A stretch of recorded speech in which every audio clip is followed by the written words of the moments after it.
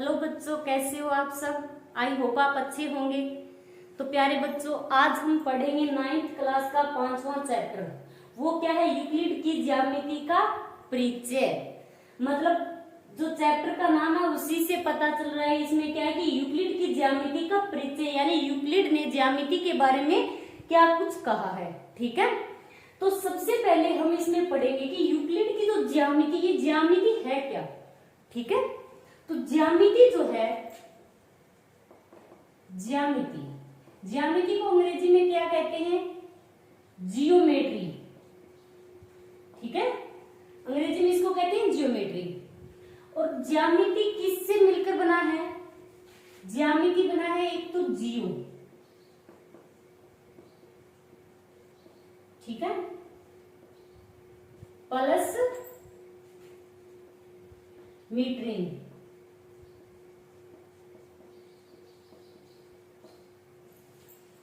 ज्यामिति जो शब्द है वो किससे मिलकर बना है? जियो से, जियो प्लस मीटरिंग। ठीक है, यानी जियो का मतलब क्या है? यहां पर जियो का मतलब है पृथ्वी। ठीक है, और जो मीटरिंग है उसका मतलब क्या है? मापना, यानी पृथ्वी को मापना। इसका मतलब क्या हुआ कि जो जियोमेट्री है, जियोमिति है, ज्यामिति, वो क्या है? कहीं ना कहीं मापने से संबंधित है। ठीक है, तो ज्यामिति जो है, वो क्या है? यानी जियोमेट्री गणित की ऐसी ब्रांच है जो कहीं ना कहीं मापने से संबंधित है। ओके, यानी जियोमेट्री क्या है कि जैसे भूमि के अलग अलग टुकड़ों को मापना या अलग अलग हिस्सों को, ठीक है, अलग अलग टुकड़ों के अलग अलग हिस्सों को मापने के लिए गणित में जो ज्ञान आया है उसी को क्या कहते हैं? ज्यामिति कहते हैं। ओके, तो ज्यामिति है वो क्या है? किसी एक गणितज्ञ की देन नहीं है। ज्यामिति के बारे में अलग अलग गणितज्ञों ने अपना अपना ज्ञान दिया है। ठीक है, बट हमें यहाँ पर क्या पढ़ना है? हमें खाली जो यूक्लिड ने ज्यामिति के बारे में क्या कुछ कहा है, हमें यूक्लिड का जो दिया हुआ ज्ञान है ज्यामिति के बारे में, उसी को पढ़ेंगे हम। ठीक है, और चैप्टर का नाम उसी से संबंधित है। नाम क्या है? कि यूक्लिड की ज्यामिति का परिचय। अब हमें खाली यहाँ यूक्लिड की ज्यामिति का परिचय पढ़ना है। ठीक है, और ज्यामिति जो है वो क्या है? अपने आप में बहुत बड़ी एक चीज है। ठीक है, तो मतलब यूक्लिड क्या है? मिस्र में एक जगह है अलेक्जेंड्रिया, वहां ये क्या थे? राजकीय विद्यालय में गणित के अध्यापक थे या गणितज्ञ थे। ठीक है, और इनका गणित में काफी बड़ा योगदान रहा है। वैसे ये जो यूक्लिड है इनको ज्यामिति का जनक भी कहा जाता है। ठीक है, तो अब हम इस चैप्टर में पढ़ेंगे कि यूक्लिड की परिभाषाएं, यूक्लिड ने कौन कौन सी परिभाषाएं दी है और कौन कौन सी इनकी अभिक्रिया है और कौन कौन सी अवधारणाएं हैं, उनको हम डिटेल से पढ़ेंगे। इस चैप्टर में और कुछ नहीं है, खाली इसकी परिभाषाएं हैं, अभिक्रिया है और अवधारणाएं हैं। ठीक है, अब हम पढ़ेंगे कि यूक्लिड की परिभाषाएं, यूक्लिड ने कौन कौन सी परिभाषाएं दी है। तो नंबर 1 क्या है कि बिंदु वह है जिसका कोई भाग नहीं होता। अब बिंदु क्या है ये तो आप लोग जानते होंगे, ये क्या है? एक बिंदु है। ठीक है, अब यूक्लिड ने परिभाषाएं दी है कि ये जो बिंदु है इसका कोई भाग नहीं होता। भाग नहीं होता ये तो हम लोग जानते हैं कि ये जो बिंदु है इसकी न तो कोई लंबाई है, न कोई चौड़ाई है, न कोई केंद्र है, कुछ भी नहीं है, बिंदु है खाली। ठीक है, तो बिंदु का कोई भाग नहीं होता। इसका कहने का मतलब क्या है कि ये जो बिंदु है इसका कोई भाग नहीं होता। मतलब बिंदु की कोई न तो कोई लंबाई है इसकी, न कोई चौड़ाई है, न कोई त्रिज्या है, न कोई, ठीक है, तो ये क्या है? एक बिंदु ही है। ओके, तो इसका कोई भाग नहीं होता बिंदु का मतलब। आ रहा है समझ में? दूसरा क्या है कि एक रेखा चौड़ाई रहित लंबाई होती है। एक रेखा, ये कोई रेखा है। ठीक है, अब यूक्लिड ने क्या परिभाषा दी है कि ये जो रेखा है ये चौड़ाई रहित लंबाई होती है। तो मतलब क्या है कि ये जो रेखा है इसकी लंबाई तो हम यदि फुटे से या स्केल से मापना चाहे तो इसकी लंबाई हम माप सकते हैं, बट इसकी चौड़ाई नहीं है। इसका कहने का मतलब क्या है कि जो रेखा है वो चौड़ाई रहित होती है। जो रेखा है इसकी क्या है? चौड़ाई नहीं होती, खाली लंबाई होती है। आ रहा है समझ में? जो रेखा है ये, इसको हम ऐसे नहीं कह सकते कि इसकी चौड़ाई कितनी है, खाली लंबाई की बात करेंगे रेखा होगी तो, ठीक है। चलिए अब इसका तीसरा क्या है कि एक रेखा के सिरे बिंदु होते हैं। एक रेखा के सिरे, रेखा कैसे, दो बिंदुओं से मिलकर तो रेखा बनती है, ठीक है। जैसे कि एक ये बिंदु है, एक ये बिंदु है। अब इन दोनों बिंदुओं को हम यदि मिलाएंगे तो क्या बनेगी, एक रेखा बनेगी। तो दोनों सिरों पर क्या है, बिंदु। तो रेखा के दोनों सिरों पर क्या होते हैं, बिंदु होते हैं। यानी दो बिंदुओं को हम मिलाएंगे तो एक रेखा बनेगी, सीधी सी बात है, ठीक है। यानी एक रेखा के सिरे क्या होते हैं, बिंदु होते हैं। तो इनके सिरे क्या हुए, फिर बिंदु ही तो हुए। यानी बिंदुओं को ही तो मिलाएंगे तभी तो रेखा बनेगी। तो दोनों सिरे क्या हुए, बिंदु ही हुए, ठीक है। चलिए चौथा क्या है, एक सीधी रेखा। एक सीधी रेखा ऐसी रेखा है जो स्वयं बिंदुओं के साथ सपाट रूप से स्थित है। जैसे ये कोई रेखा है, ठीक है। मतलब क्या है कहने का कि एक सीधी रेखा ऐसी रेखा जो स्वयं बिंदुओं के साथ सपाट रूप से स्थित है। मतलब इस पर ये बिंदु है, ये बिंदु है, ये बिंदु, मतलब ये क्या बिंदुओं से मिलकर रेखा बनी है। ये जो रेखा है इस पर ये क्या है, बिंदुओं के साथ सपाट रूप से बनी है। यानी बिंदु ही मिल रहे हैं आपस में तभी तो ये रेखा बन रही है, ठीक है। चलिए अब इसका पांचवा देखते हैं कि एक पृष्ठ वह है जिसकी केवल लंबाई और चौड़ाई होती है। मतलब पृष्ठ क्या होता है, जैसे कि ये बोर्ड है, ठीक है। तो मतलब क्या है कि यूक्लिड ने क्या परिभाषा दी है कि इसकी एक पृष्ठ वह है जिसकी केवल लंबाई और चौड़ाई होती है। तो ये बोर्ड है, ठीक है, इसको हमने मान लिया कि ये पृष्ठ है, ठीक है। तो इसकी ये तो क्या हो गई, लंबाई हो गई, और ये क्या हो गई, यहां से लेकर यहां तक इसकी चौड़ाई हो गई, ठीक है। तो मतलब ये क्या है, एक पृष्ठ है। तो पृष्ठ वही होगा जिसकी लंबाई और चौड़ाई होगी। आ रहा है समझ में? ये सीधी सीधी बातें, कोई ज्यादा खास समझने वाली नहीं है, ठीक है। तो ये क्या हो गया, एक पृष्ठ हो गया जिसकी लंबाई हो और चौड़ाई हो। तो मतलब पृष्ठ वही होता है जिसमें लंबाई हो और चौड़ाई हो, ठीक है। पृष्ठ के किनारे रेखाएं होती है। तो ये क्या हो गया, पृष्ठ का किनारा है, ठीक है। तो ये किनारा क्या हो गया, रेखाएं ही तो है। ये किनारा, किनारे क्या हो गए पृष्ठ के, सभी रेखाएं, ठीक है।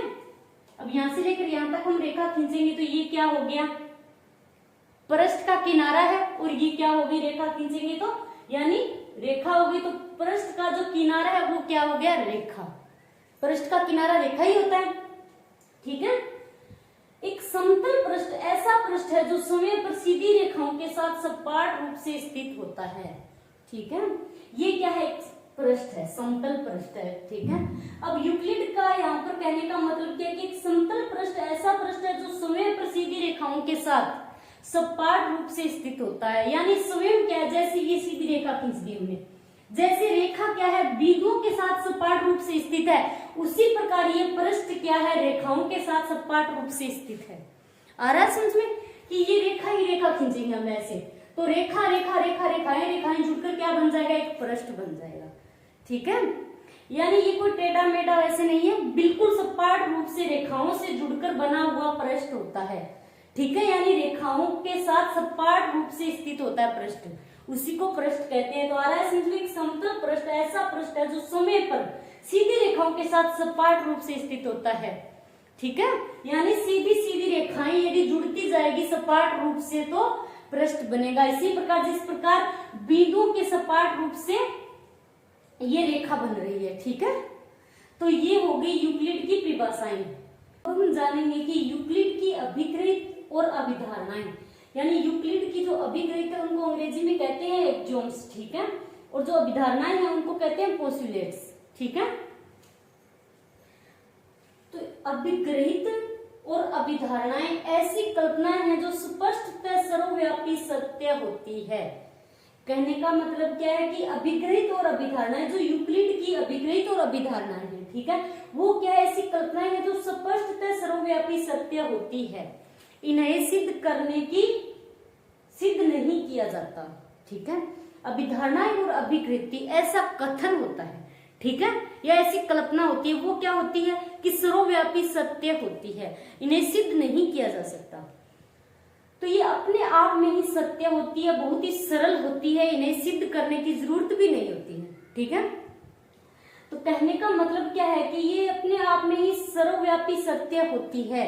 तो इसको कैसे समझाया जा सकता है कि जैसे कि कोई मेरे पास पूर्ण कोई वस्तु है, ठीक है, इनकम्प्लीट, जैसे ये मार्कर है, ठीक है, अब इसका छोटा सा हिस्सा हमने काट लिया, ठीक है, यानी पूर्ण का जो छोटा हिस्सा होगा वो क्या होगा, पूर्ण से हमेशा छोटा होगा, यही है। जैसे कि ये कोई तरबूज है, ठीक है, या बोल है, कुछ भी है, ठीक है, इसका छोटा हिस्सा काट लिया हमने, ये इतना सा हिस्सा काट लिया, तो ये क्या है, पूर्ण से क्या है, छोटा है, यानी जो पूर्ण वस्तु है, पूर्ण चीज है, उसका जो हिस्सा होगा वो क्या होगा, उस खुद से क्या होगा, छोटा होगा। कहने का मतलब यही है। तो ये सरल सी चीज है कि जो पूर्ण का हिस्सा होता है वो क्या होता है, उससे सदैव छोटा होता है। तो उसे सिद्ध करने की कोई जरूरत नहीं है, इस चीज को सिद्ध नहीं किया जा सकता, इसको क्या ही सिद्ध करना है, ठीक है, यानी जो कंप्लीट चीज है पूर्ण, उसका जो हिस्सा होगा वो तो उससे छोटा ही होगा हमेशा, ठीक है। तो इसका यही मतलब है कि जो अभिगृहित और अभिधारणा ऐसी कल्पना है जो स्पष्टतः सर्वव्यापी सत्य होती है, तो ये अपने आप में ही सत्य है, इसे समझाने की क्या ही जरूरत है, ठीक है। नोट, परंतु इनका प्रयोग दूसरे कथनों को सिद्ध करने या उनके सत्य असत्य की जांच करने में किया जाता है, ठीक है। ये खुद तो सर्वव्यापी सत्य है, बट इनका प्रयोग दूसरे कथनों को सिद्ध करने में या सत्य असत्य सिद्ध करने में किया जाता है, ठीक है। तो ये तो हो गई यूक्लिड की। अब हम बात करें कि यूक्लिड की अभिगृति और अभिधारणाएं हैं। यहाँ पर क्या है कि ये सर्वव्यापी सत्य होती है, तो आप लोग कहोगे कि ये सर्वव्यापी सत्य है, तो इसका मतलब हुआ कि जो अभिग्रहित और अभिधारणाएं हैं वो दोनों क्या है, बराबर है, सेम चीज है, इन दोनों में कोई फर्क नहीं है। बट ऐसा नहीं है, जो अभिग्रहित और अभिधारणाएं हैं उनमें फर्क है, ज्यादा फर्क नहीं है, थोड़ा अंतर है, ठीक है। वो क्या है आप लोग नोट कर लेना साथ साथ, ठीक है।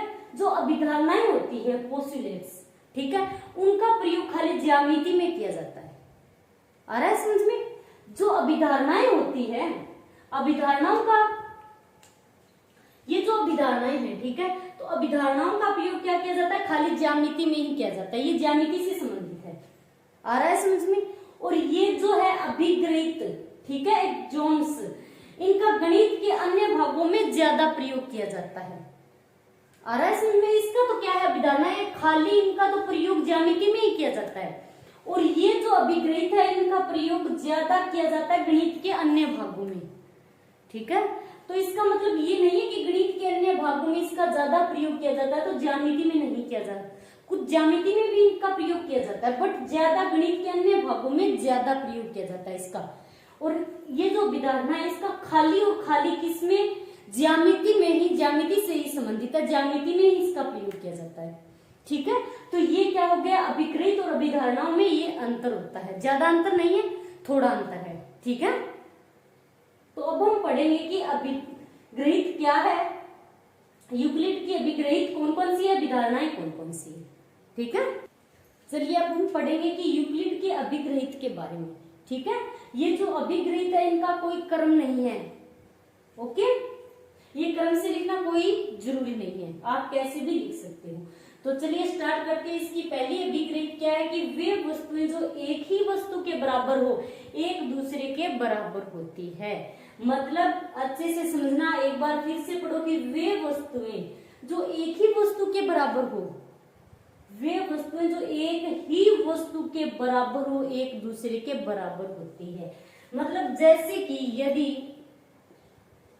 x बराबर 2 है और y बराबर 2 है, आ रहा है समझ में, कि वे वस्तुएं जो एक ही वस्तु के बराबर हो, एक ही वस्तु के बराबर हो, मतलब x के बराबर भी 2 है, y के बराबर भी 2 है, ठीक है। वे वस्तुएं जो एक ही वस्तु के बराबर हो, आपस में बराबर होती है, मतलब y भी 2 के बराबर है, x भी 2 के बराबर है, तो इसका मतलब हो गया कि x और y भी आपस में बराबर ही होंगे, ओके।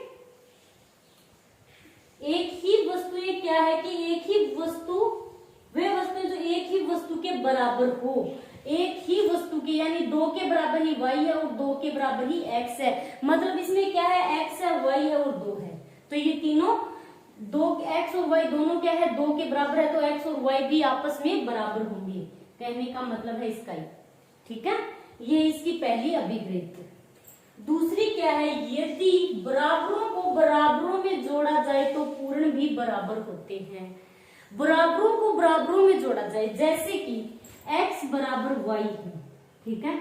अब बराबरों को बराबरों में जोड़ा जाए, अब ये दोनों बराबर है, ठीक है। अब इन दोनों बराबरों में हम बराबर ही जोड़ेंगे, यही कह रही है दूसरी जो अभिक्रिया है ये, यदि बराबरों को बराबरों में जोड़ा जाए, ये दोनों बराबर है, इन दोनों बराबरों को बराबरों में जोड़ा जाए, यानी दोनों में हमने 2 जोड़ दिया, यानी x है तो x प्लस 2 और y प्लस 2, इन दोनों में हमने 2 जोड़ दिया तो पूर्ण भी बराबर होते हैं। तो अब ये दोनों भी क्या होंगे, बराबर ही होंगे। आ रहा है समझ में? जैसे कि बराबरों में बराबर, जैसे कि 8 और 8 दोनों बराबर है, यही कह रहा है कि बराबरों को बराबरों में जोड़ा जाए। अब ये दोनों बराबर है, अब इन दोनों में 2 जोड़ दिए हमने, बराबर ही जोड़ना है, तो ये कितना हो गया 10 और ये भी 10, तो यानी ये इनका पूर्ण भी क्या है, बराबर है। यही मतलब है कहने का, ठीक है। चलिए अब देखते हैं इसकी तीसरी जो अभिक्रिया है। तो तीसरी अभिक्रिया क्या है, यदि बराबरों को बराबरों में से घटाया जाए तो शेषफल भी बराबर होते हैं। सिंपल सी बात है बिल्कुल भी, कि यदि बराबरों को बराबरों में से घटाया जाए तो माना यदि x बराबर y है, ठीक है। अब यदि x बराबर y है, दोनों बराबर है, अब दोनों बराबर है तो इन दोनों में बराबर ही घटाना है, ठीक है। यदि हमने x में से 1 घटा दिया, y में से 1 घटा दिया, तो ये दोनों भी क्या होंगे, अब बराबर होंगे। जैसे कि ये 4 है, 4 बराबर 4, क्या है कि यदि बराबरों को बराबरों में से घटाया जाए तो शेषफल भी बराबर होंगे। 4 और 4 दोनों बराबर है, बराबर ही लेना है और बराबर में से बराबर ही घटाना है दोनों में। तो इसमें से -1, इसमें से -1, तो 4 में से गया 3 और 4 में से गया 3, तो यानी शेषफल भी क्या आ रहा है, दोनों का बराबर आ रहा है। यही है कहने का मतलब, ठीक है। तो भाई चौथा पढ़ते हैं, वे वस्तुएं जो परस्पर समपाती हो एक दूसरे के बराबर होती है। समपाती क्या होता है, सबसे पहले आप लोगों को पता होना चाहिए कि समपाती क्या होता है, जो हूबहू हो, जिसका सेम टू सेम, ठीक है। जैसे ये रेखा है कोई, ये ए बी रेखा है 6 सेंटीमीटर की, और ये दूसरी है सी डी, ये भी 6 सेंटीमीटर है, तो ए बी बराबर सी डी होगा।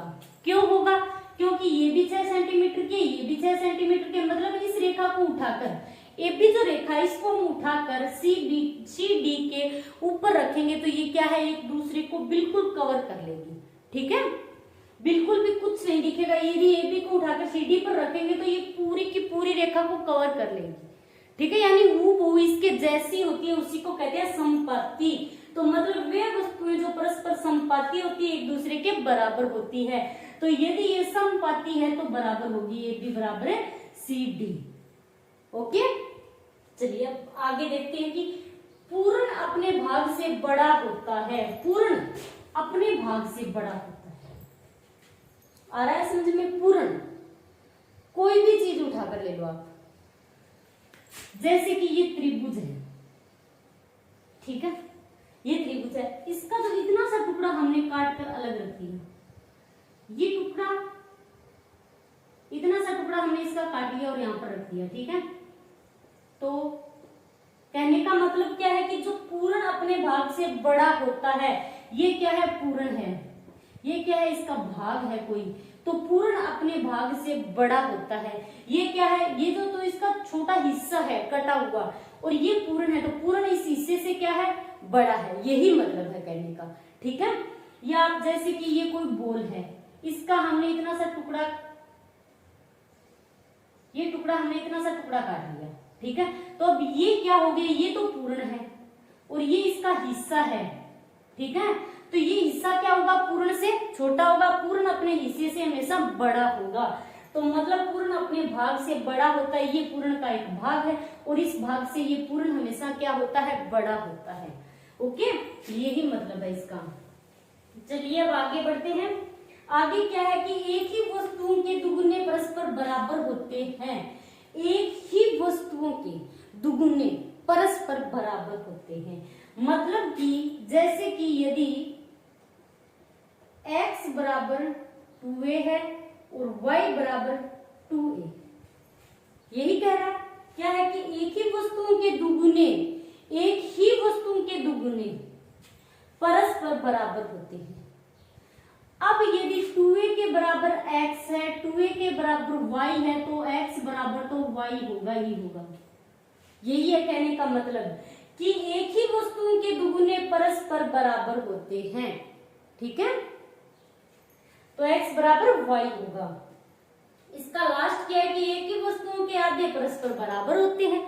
मतलब यदि एक ही वस्तुओं के आधे, यदि x बराबर है a/2, ठीक है, और y बराबर है a/2, मतलब कि एक ही वस्तुओं के आधे। अब एक ही वस्तुओं के आधे परस्पर बराबर होते हैं। अब a/2 ये दोनों बराबर किसके, x और y के, तो x और y क्या होंगे, बराबर होंगे। ठीक है, यही है कहने का मतलब। तो ये तो हो गई यूक्लिड की अभिक्रिया। ओके, चलिए हम पढ़ते हैं यूक्लिड की अभिधारणाओं के बारे में। ठीक है, तो यूक्लिड की अभिधारणाएं कौन कौन सी है। तो पहली अभिधारणा क्या है कि एक बिंदु से एक अन्य बिंदु तक एक सीधी रेखा खींची जा सकती है।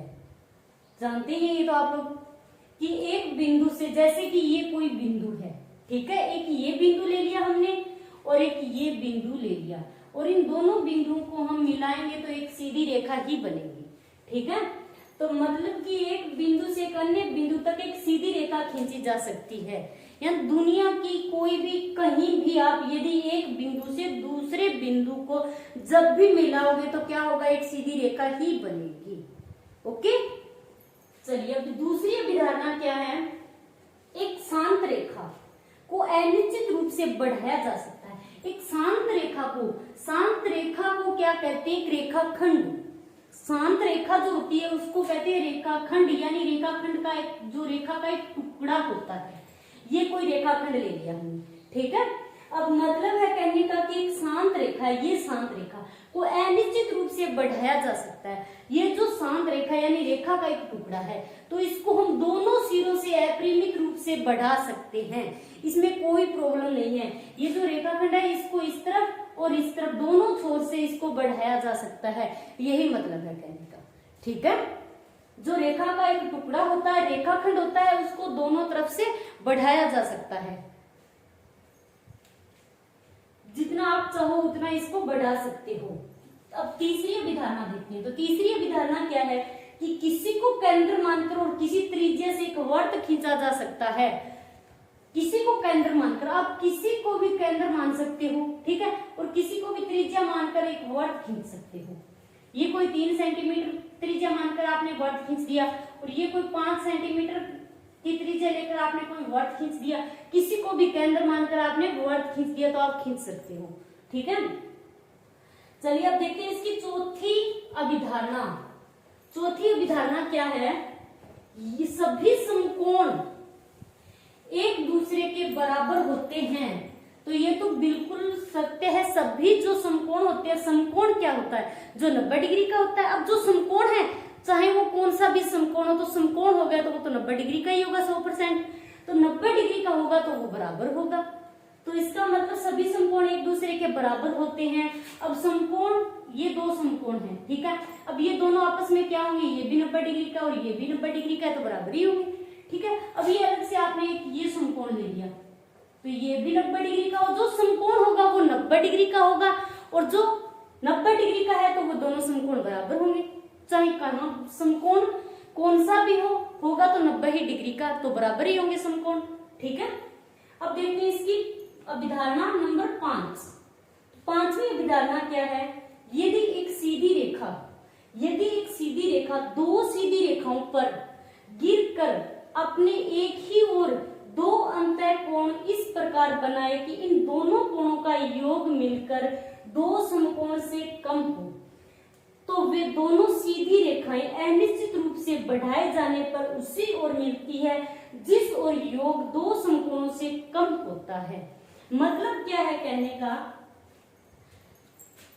कि यदि एक सीधी रेखा, ठीक है, सीधी रेखा, ये कोई सीधी रेखा है, ठीक है, सीधी रेखाओं पर गिरकर यदि एक सीधी रेखा, ये एक सीधी रेखा खींच दी हमने, ठीक है, दो सीधी रेखाओं पर गिरकर, ये जो एक सीधी रेखा है दो सीधी रेखाओं पर गिरकर, यानी दो सीधी रेखाओं पर गिरकर, अब ये एक सीधी रेखा दो सीधी रेखाओं पर गिर गई, ठीक है, ये जो एक सीधी रेखा है दो सीधी रेखाओं पर गिरकर अपने एक ही और दो अंतः कोण इस प्रकार बनाए कि इन दोनों कोणों का योग मिलकर दो समकोण से कम हो। मतलब ये जो अंतः कोण है, ये कोण ए मान लिया हमने, ये कोण बी मान लिया हमने, ये दो जो अंतः कोण है इन कोणों का योग इस प्रकार बनाए कि इन दोनों कोणों का योग मिलकर दो समकोणों से कम हो। मतलब ए और बी दोनों कोण मिलकर क्या होने चाहिए, मतलब दो समकोणों से कम होने चाहिए। तो ए प्लस बी क्या होंगे, दो समकोणों से कम, मतलब दो समकोण हो गए तो 180 डिग्री। तो ए और बी, जैसे कि ए को हमने ले लिया, ये है 40 डिग्री, ठीक है, और ये है 30 डिग्री, 90 डिग्री से दोनों कम होंगे। अब दोनों 90 डिग्री से कम होंगे तो ये दो समकोणों के योग से तो कम ही होंगे, ठीक है। तो ये तो हो गया 40 प्लस 30 और ये 180 डिग्री, ठीक है, तो ये कितना हो गया 70 डिग्री। तो अब 70 डिग्री है तो 180 डिग्री से तो कम ही है, ठीक है। अब ये 40 है तो ये कितना होगा, अब जो ये एक ही रेखा पर दो कोण बन रहे हैं तो दोनों कोणों का योग कितना होता है 180 डिग्री होता है। तो ये 40 है तो ये कितना होगा 140 डिग्री का होगा, ठीक है। अब ये 30 डिग्री है तो ये 150 डिग्री, ठीक है। अब यदि हम इन दोनों को जोड़ेंगे, ठीक है, तो 140 डिग्री प्लस 150 डिग्री बराबर 180 डिग्री, यानी दो समकोणों से इस तरफ तो क्या है, दो समकोणों से योग कम है अंतः कोणों का, ये दोनों कोण क्या होते हैं अंतः कोण, और ये दोनों कोण क्या है अंतः कोण, ठीक है। अब इन दोनों कोणों का योग कितना होगा 290 डिग्री, मतलब ये क्या हो गया 180 डिग्री से बड़ा है, ठीक है। अब समझना अच्छे से कि यदि एक सीधी रेखा दो सीधी रेखाओं पर गिरकर अपने एक ही और दो अंतः कोण इस प्रकार बनाए, दो अंतः कोण मतलब एक तो इस तरफ दो अंतः कोण बना रही है और एक इस तरफ दो अंतः कोण, दोनों तरफ अंतः कोण ही है, ठीक है। अब आगे देखते हैं इन दोनों कोणों का योग मिलकर दो समकोणों से कम हो, मतलब इन दोनों कोणों का योग मिलकर दो समकोण से कम हो। तो कम किस तरफ है, इस तरफ, ये जो a प्लस बी ये क्या है 180 डिग्री से कम है, समकोण से कम है, दो समकोणों से। आगे देखना योग मिलकर दो समकोणों से कम हो तो वे दोनों सीधी रेखाएं अनिश्चित रूप से बढ़ाए जाने पर उसी ओर मिलती है जिस ओर योग दो समकोण से कम होता है। कहने का मतलब ये है कि ये एक रेखा दो रेखाओं पर सीधी गिरी है, ठीक है। अब ये दोनों रेखाएं जिस तरफ, मतलब इन कोण घटते जा रहे हैं, मतलब कहने का मतलब यही है कि जिस तरफ कोणों का मान घटता जा रहा है, ये दोनों अंतः कोण है, ये भी अंतः कोण है, तो इस तरफ तो क्या है कोणों का योग 180 डिग्री से अधिक है, दोनों मतलब 90 दो समकोणों से अधिक है इनका तो योग, और इनका क्या है दो समकोणों से कम है। दो समकोण का मतलब 180 डिग्री, एक समकोण 90 डिग्री दूसरा 90 डिग्री तो 180 डिग्री, ठीक है। तो अब ये तो 180 डिग्री से कम है, तो कम है तो इसका मतलब है कहने का कि जिस तरफ दो अंतः कोणों का योग एक दो समकोणों से कम होगा उसी तरफ ये रेखाएं आपस में प्रतिच्छेद करेगी, ठीक है, मिलेगी, जिस ओर योग दो समकोण से कम होता है। तो इसका मतलब ये इस तरफ ही मिलेगी क्योंकि यहाँ पर कोण क्या है दो समकोणों से योग इनका कम है, दोनों अंतः कोणों का, ठीक है। तो ये दोनों रेखाएं इस तरफ ही मिलेगी, नहीं कि इस तरफ। इस तरफ क्यों नहीं मिलेगी, क्योंकि इस तरफ क्या है दो समकोणों से इनका योग अधिक है। आ रहा है समझ में? ये देखने में आप लोगों को सिंपल सी लग रही है बट ये आगे बहुत ही अधिक काम में आने वाली है आप लोगों को, ठीक है। इनका बहुत अधिक योगदान रहेगा आगे, आप लोग इसको ऐसे ही मत समझना, याद रखना अच्छे से। तो ये हो गया इस चैप्टर का बेसिक, इसमें ज्यादा कुछ नहीं है, खाली विग्रहित और अभिधारणाएं हैं, ये आप लोग याद रखना, ओके। ये आप लोगों के काम में आने वाली है आगे। तो आज के लिए इतना ही। थैंक्स।